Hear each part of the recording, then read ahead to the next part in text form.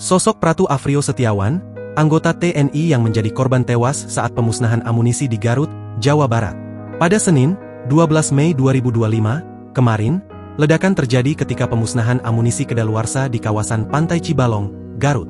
Akibatnya, 13 orang menjadi korban, termasuk 4 TNI dan 9 warga sekitar. Keempat anggota TNI yang gugur dalam insiden tersebut, telah diberangkatkan menuju Jakarta dan Bekasi. Dari 4 anggota TNI yang tewas, ada Kolonel Antonius Hermawan, Mayor Anda Rohanda, Koptu Eri dan Pratu Afrio.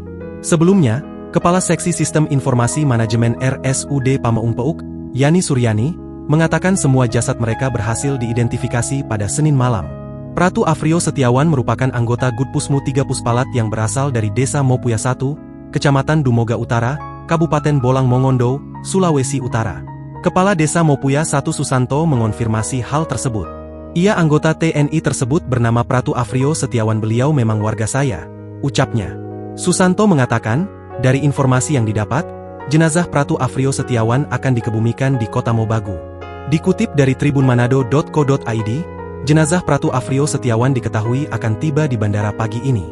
Infonya besok pagi jenazahnya tiba di Bandara Manado, ucapnya. Sementara suasana di rumah duka Pratu Afrio Setiawan, kata Susanto, sudah mulai banyak sanak saudara dan keluarga yang berkumpul. Download Tribun X sekarang, menghadirkan lokal menjadi Indonesia.